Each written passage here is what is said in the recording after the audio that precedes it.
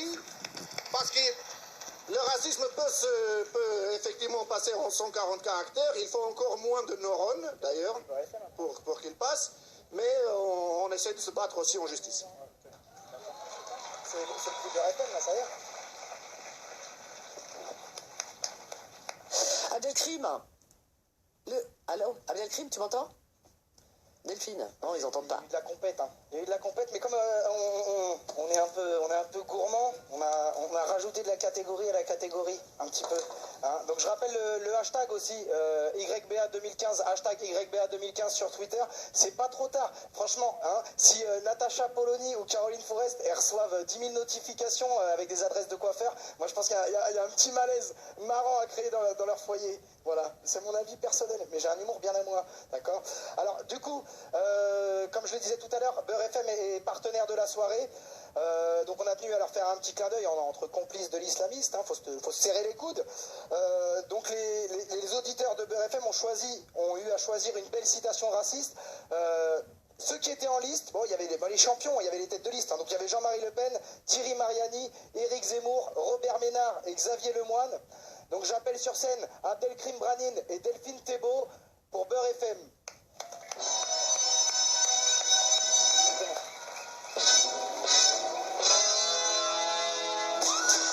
Tout de suite, on va assister à la remise du prix Beurre FM. Allez, suspense. On écoute. Pour vous rappeler, nos auditeurs avaient le choix entre plusieurs personnes. Jean-Marie Le Pen, je cite, « Monseigneur Ebola peut régler les problèmes de l'immigration en 3 mois ». Thierry Mariani, c'était un tweet qui est passé tout à l'heure. L'enlèvement par la secte Boko Haram rappelle que l'Afrique n'a pas attendu l'Occident pour pratiquer l'esclavage. Le troisième, c'était Éric Zemmour. Vous ouvrez le Coran à n'importe quelle page, il y a écrit « Il faut tuer les Juifs, il faut tuer les chrétiens ». Le quatrième, Robert Ménard. Pardon de vous dire que les maires a les noms de classe, je reprends. Pardon de vous dire que le maire a les noms, classe par classe des enfants. Les prénoms disent les confessions. Dire l'inverse, c'est nier une évidence. Et puis le dernier, rappelez-vous, Xavier Lemoine, c'est le maire de Montfermeil sur France 2 qui faisait le fameux exemple invérifiable en disant c'est un goûter en après-midi, donc il y a toutes sortes de jus de fruits et des bouteilles de champomis. Un enfant demande à sa maman, je veux du champomis. La maman lui dit, non, tu sais bien qu'on ne doit pas leur ressembler, on dirait du champagne. Voilà. Nos auditeurs avaient le choix parmi ces 5 phrases. Abdelkrim, je te laisse révéler le nom de l'heureux gagnant. Le nom du vainqueur, c'est... Non, on fout un budget à un moment donné, il faut honorer, hein, c'est de l'associatif, alors respectez un peu, s'il vous plaît. Jean-Marie Le Pen. Ah.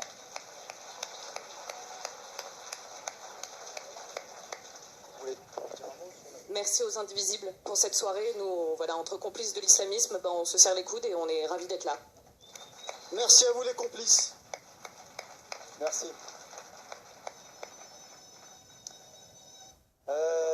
Cette soirée, ni tristounette, ni rigolote, on sait pas quoi en penser, on rentre chez soi, on va moitié on va chialer d'un œil, sourire d'un bord de lèvres. Moi, pour ma part, je suis très content d'avoir partagé ce moment-là. Vous allez voir, ce qui est le plus aberrant, c'est que moi je passe mon année à traiter les racistes.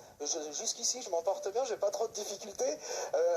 Et ils risquent d'avoir plus de problèmes que moi, alors quelque part c'est le même concept. Eh bien, vous avez entendu, tout comme moi, hein, n'est-ce pas? Donc le vainqueur, hein, le gagnant, le vainqueur du prix Beurre FM hein, dans cette cérémonie des Yabon Awards, voilà, eh bien c'est Jean-Marie Le Pen. Voilà, vous avez choisi, vous, auditeurs et auditrices de Beurre FM, Jean-Marie Le Pen, hein, pour apparemment, enfin, j'ai pas tout retenu hein, de ce qu'il a dit, parce qu'il en dit des choses. Hein. Il en dit tellement que j'ai pas retenu la dernière perle, hein, mais bon, tout à l'heure je vais essayer de la retrouver. Voilà, donc c'est Jean-Marie Le Pen qui a été choisi par vous ce soir pour cette année concernant les Yabon Awards.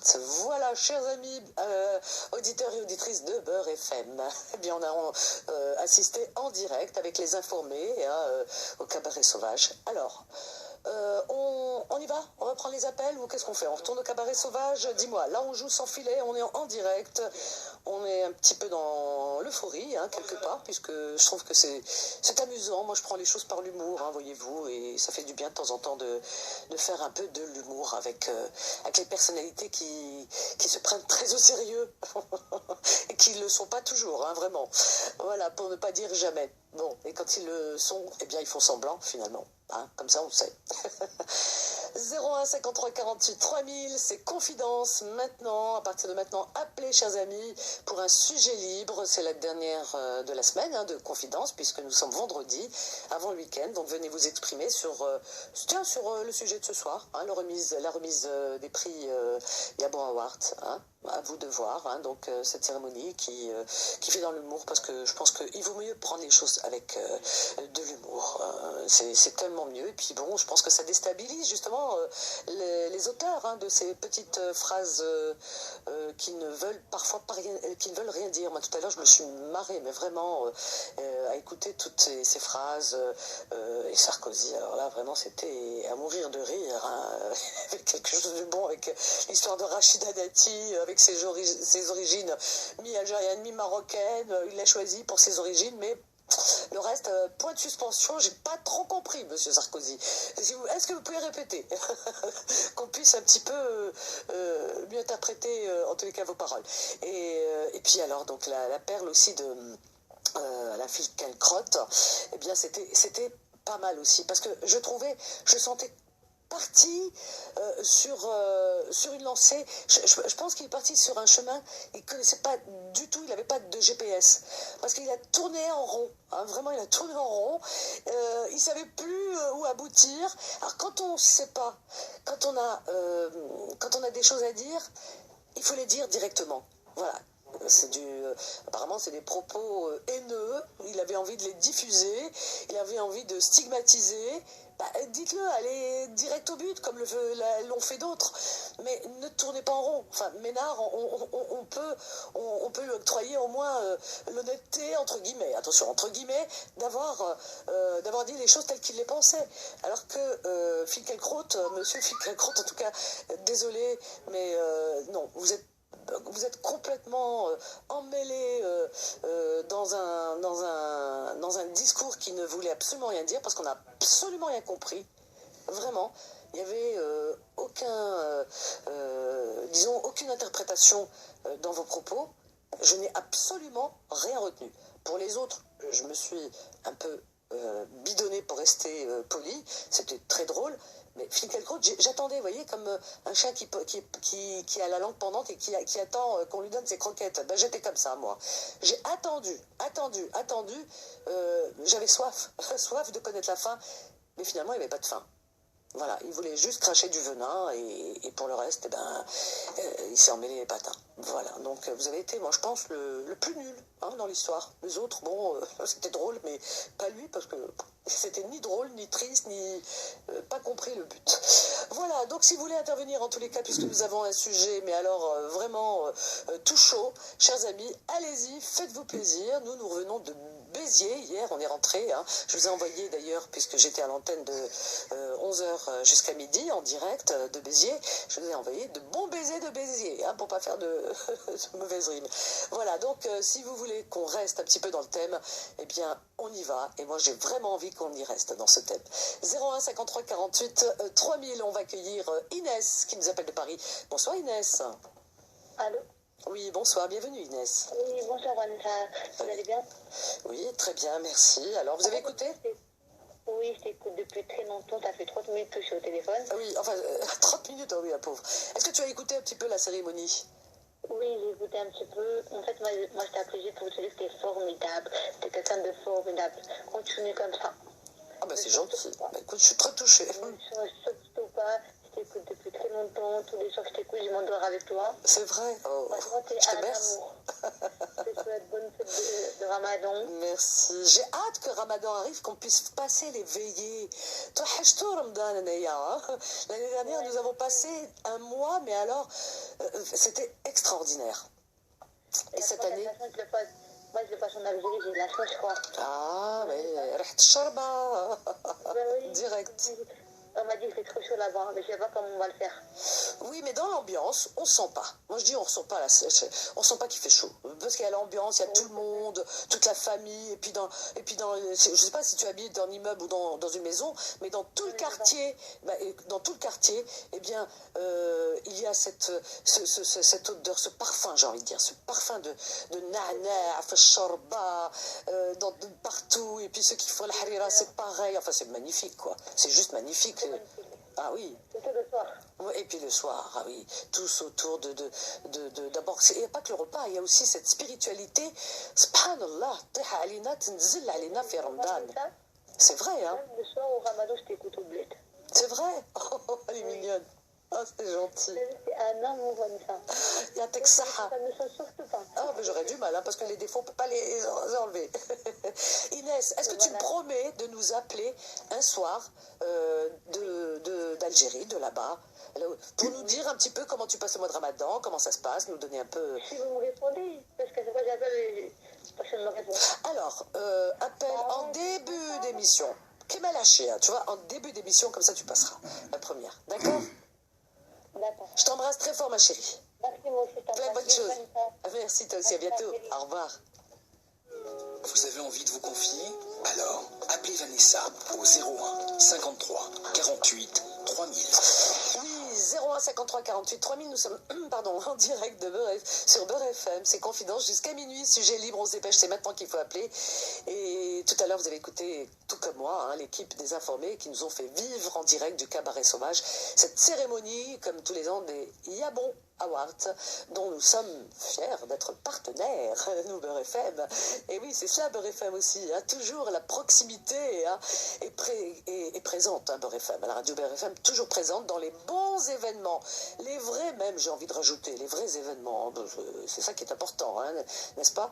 Et d'ailleurs, on vous a demandé, et vous, chers amis, auditeurs et auditrices, de choisir parmi les ô combien nombreuses perles de citations, des bonnes et des meilleures, hein, n'est-ce pas? Et ce soir, eh bien, nous avons le gagnant, hein, vous avez su qui c'était le gagnant, hein. C'est qui le gagnant? On va nous le dire. Non, Hugo, je sais qui c'est le gagnant. Je vais voir s'ils ont suivi, les auditeurs. Hein, on va prendre un auditeur, il va nous le dire. Eh bien, on va prendre Nabil. Tiens, Nabil qui nous appelle de Paris. Bonsoir, Nabil. Bonsoir, Vanessa. Alors, c'est qui le gagnant? Dis-moi.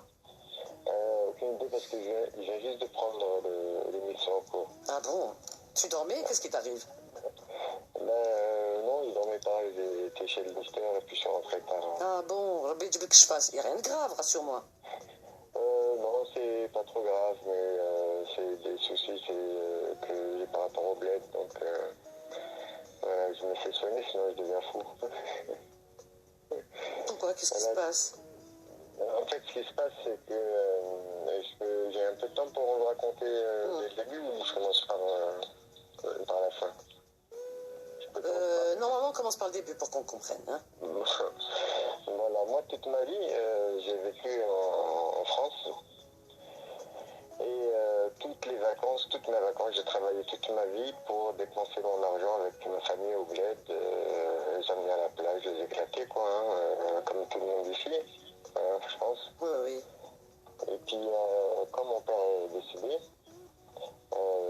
j'ai appris que mes deux frères, qui ont toujours vécu là-bas, se sont tout appropriés.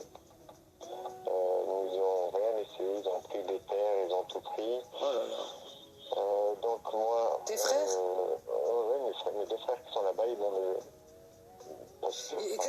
Comment ils ont tout pris? J'ai pas compris. Parce que mon père, il avait Alzheimer, ils l'ont fait signer plein de papiers. Oh là là. Haram alayhoum quand même, vraiment. Oui, c'est ceux qui me faisaient des leçons, soi-disant. Ouais, dis donc, bravo. Hein. Il y a beaucoup d'histoires comme ça, hein, tu sais. Moi, j'ai entendu une femme tout à l'heure qui me racontait son histoire. Hein. Elle m'a appelé pour me raconter son histoire, une personne, une amie à moi, et je t'assure que ça rentre dans ce sens-là. Je te raconterai. Vas-y, continue. Oui, ben alors, ce qu'ils ont fait, ils ont signé tous les papiers. Nous, quand on est arrivé pour demander notre vie, ils ont dit non, tu vas ta France à mettre ses louches. Voilà, ils se sont fait une nouvelle loi. mon frère là-bas, il a un gros grade. Donc même quand il a tort, il a raison. Bah dis donc. Alors, C'est marrant les gens, tu sais, je vais dire une chose, moi j'ai envie de la dire parce que ça m'énerve. Les gens, tu vois, ils sont toujours là à évoquer Rabbi Subhanahu, la religion, moi je suis droit, il n'y a pas ceci, cela, tu vois. Les gens ils mettent en avant, pour certains, tu vois. Quand je dis certains, il y en a beaucoup, hein. Faut arrêter un peu d'être toujours de couvrir, mettre la couverture toujours en disant non, nous on est ceci. Non, il y a des tares. Donc moi ce qui m'agace, c'est cette hypocrisie, tu vois. Parce que beaucoup se couvrent derrière la religion, encore une fois, on ne parle pas de religion, mais ils se couvrent derrière la religion. Tu vois, en se disant, ils aiment nos barbés, soi-disant, à leurs heures, tu vois, quand ça les arrange, hein, voilà. et ils font, mais alors vraiment tout le contraire, ils bekiou les tamas, il y a clos, comme on dit, haq les tamas, c'est-à-dire qu'ils prennent la part, parfois même des orphelins. Mais moi j'ai entendu des histoires incroyables. Tout à l'heure il y avait une dame, je te dis, elle me racontait au téléphone son histoire, parce que j'ai une amie, elle me dit il faut que tu l'écoutes parce que vraiment, et donc comme elle est proche, enfin sa sœur, et donc j'ai écouté. C'est dingue cette histoire, incroyable. Toute sa vie elle a travaillé, écoute bien, toute sa vie. Elle est arrivée très jeune ici, elle a travaillé toute sa vie ici. Au détriment de sa vie privée, de ses enfants, etc. Elle avait des problèmes même dans sa vie privée, etc. Puisqu'elle travaillait. Elle me disait jour et nuit, je me donnais à fond, voilà, pour aider ma famille là-bas. Elle les aidait parce qu'ils n'avaient pas les moyens. Donc, et la maison de ses parents, qui était un taudis, tu vois, et ils habitaient Karien en plus, hein, c'est-à-dire qu'ils louaient, hein, c'est une location. Alors, donc, qu'est-ce qu'elle a fait? Elle a demandé au propriétaire si elle pouvait racheter. Elle a racheté, effectivement. Elle a laissé, puisqu'il y avait ses parents, pour le qadr, tu vois, le respect, elle l'a mis au nom de ses parents et elle envoyait de l'argent là-bas au pays. Elle se privait ici, elle envoyait de l'argent. Donc ils ont acheté le taudis là, ils ont pu, elle l'a reconstruit, elle a fait ce qu'il fallait, enfin bref, et je t'en passe des meilleurs. Et le papa est décédé, et quand le papa est décédé, maintenant la mère, ceux qui sont là-bas, un de ses fils qui est hyper macache, un religieux, je te raconte même pas, et qui dit, qui pousse la mère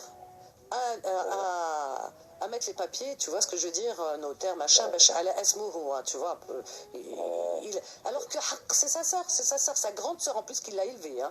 C'est sa grande sœur qui l'a élevé, lui, c'est le jeune frère, et c'est avec son argent qu'elle a construit cette maison et qu'elle a acheté cette maison et qu'elle a fait des réfections, etc. Et elle a rajouté un étage. Et aujourd'hui, il a falsifié, il lui a dit non, je te connais pas. Après tout, il lui a dit après tout, c'était au nom du père, alors donc, voilà. Tu vois, et elle m'a dit, tu verrais comment il est religieux, Nabil, elle m'a dit, tu verrais, Vanessa, comment il est religieux, c'est inimaginable. Elle m'a dit, Makache, hein, c'est le premier vendredi à courir à la mosquée. Hein. Tu te rends compte? C'est la même chose, je te jure, regarde, moi, j'ai toujours amené mes payes en Algérie pour faire à la maison et tout ça avec mes parents, et à la fin, ils me disent, prouve que tu as ramené de l'argent. Tu sais comment ils m'ont eu? Et toute ma vie, moi j'ai cru que quand on amenait de l'argent en Algérie, il fallait le prendre pour le cacher, pour l'échanger là-bas en noir. Mais finalement tout ça servait à rien, puisque maintenant quand je passe, je déclare tout et j'amène ça à la banque et je le ressors et ça marche. Donc ça servait à rien. Mais par contre ça leur servait à eux pour ne pas que je prouve que j'ai ramené de l'argent en Algérie. Oh là là là là donc là c'est là un calcul de très longue date, et moi comme Bral, non, tu es pas Bral, tu es loin de là. C'est justement que toi tu es honnête, parce que tu pensais que les autres étaient comme toi. C'est vrai qu'on on pense pas à ces choses-là, on pense que les gens sont comme nous, quoi, enfin, surtout sa famille. Moi, je n'ai même pas demandé la nationalité française parce que je pensais que ma famille était en Algérie, que je vais y aller en Algérie. Et là, dès que j'ai voulu rentrer en Algérie, je leur ai dit je rentre. Là, ça a commencé les problèmes. Ah non, tu rentres pas, qu'est-ce que tu vas faire ici? Oh là là là. T'as rien ici? Je dis, comment ça, j'ai rien ici? J'ai tout ici. Il me dit, non, non, non, t'as rien du tout ici, t'as rien à faire ici. Voilà. Mon Dieu, comment tu dois être déçu. Mon Dieu, comment tu es révolté à l'intérieur de toi. Je comprends. Tu dois être très, très chagriné, vraiment. Surtout quand ça vient de la famille. Oui. Depuis 4 ans, j'arrête pas des avocats. Là, j'en ai eu pour 47 millions d'avocats. 47 millions de là-bas. De dinars, j'arrête pas. Et eux, ils me mettent des affaires bidons. Je suis convoqué à chaque fois en justice pour rien du tout. Ils ont monté la tête à ma mère contre moi. Ma mère, je sais qu'elle porte jamais plainte contre moi. Je suis son préféré, je suis le plus petit, je suis son préféré. Et il y a des plaintes de ma mère contre moi. La dernièrement, j'ai été, c'était pour une plainte contre moi. Pourquoi? De ma mère. Ils ont été dire que c'est du n'importe quoi, que j'ai été lui supprimer sa retraite. Alors je leur ai ramené des preuves que sa retraite tombait dans un compte algérien en Algérie. Et j'ai été voir le banquier. Chaque mois, sa retraite, elle est retirée. On ne sait pas par qui, mais je sais, j'ai une petite idée. Voilà. Et ma mère, je ne peux pas la voir. Ça fait maintenant 2 ans que j'y vais. Dès qu'ils entendent que je suis là, ils kidnappent ma mère. Et puis, ils l'emmènent loin pour pas que je parle avec elle. Tout ça pour Sardunia, comme on dit. Pour de l'argent. Ça ou les Kalimout. C'est terrible, c'est monstrueux ce qu'ils te font. Vraiment, c'est... Moi, ça me déchire le cœur quand j'entends des histoires comme ça. Vraiment. Hein. Et donc, est-ce qu'il y a des clans ou est-ce que tu es vraiment isolé, tu es seul, Nabil? Ben, au début, on était 3 frères, dont un qui est ici, oui. Et l'autre qui est là-bas. Mais je me suis aperçu que l'autre qui est là-bas, c'était un traître en fait. On avait mis un avocat ensemble. Oui. Moi, j'ai donné tous les documents et lui, il a été les reprendre et s'en servir contre moi.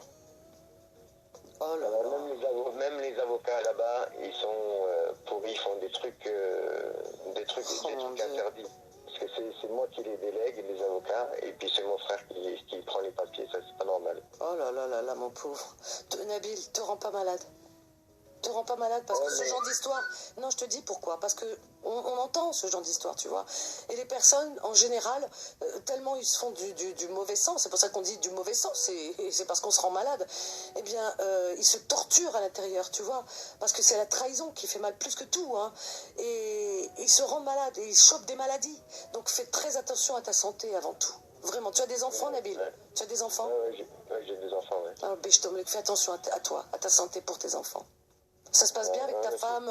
Est-ce qu'il n'y a pas eu de répercussions de toutes ces histoires sur votre couple? Oui.